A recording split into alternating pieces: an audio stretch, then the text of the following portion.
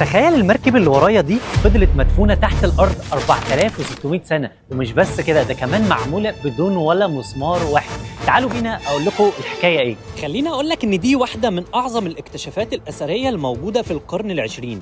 دي مركب الشمس اللي اكتشفت سنة 1954 جنب الهرم الأكبر. اللي حصل كان بسيط لكنه غير التاريخ كله لينا. القصة بدأت لما أحد العمال في منطقة الأهرامات اكتشف وجود حفرة ضخمة جنب هرم خوفو، طولها حوالي 32 متر ونص تقريبا، وعمقها 5 متر. كانت مغطاة ب 41 كتلة حجرية ضخمة. والهدف من المركب دي فكان هدفها روحاني أكتر.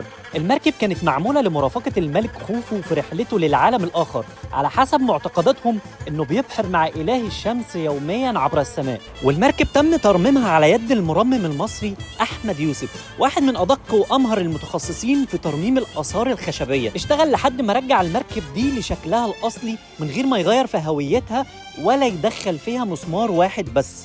واللي عمله ما كانش مجرد ترميم، كان إعادة إحياء تحفة فرعونية عمرها أكتر من 4600 سنة، باستخدام نفس مبادئ التعشيق القديمة اللي بتثبت كل قطعة في مكانها، نفس اللي اشتغلوا بيه وقت الملك خوفو.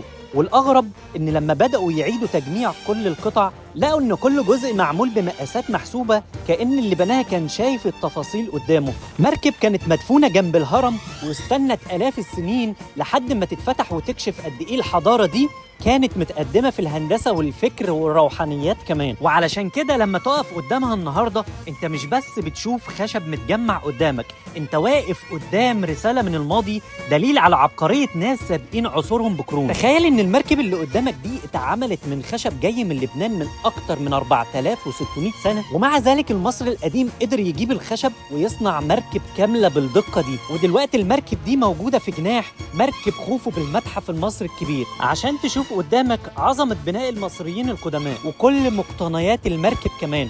السؤال بقى دلوقتي، هل تفتكر المصريين القدماء قدروا يحققوا كل ده بدون أي أدوات حديثة؟ اكتبولي في التعليقات لو عندكم إجابة للسؤال ده.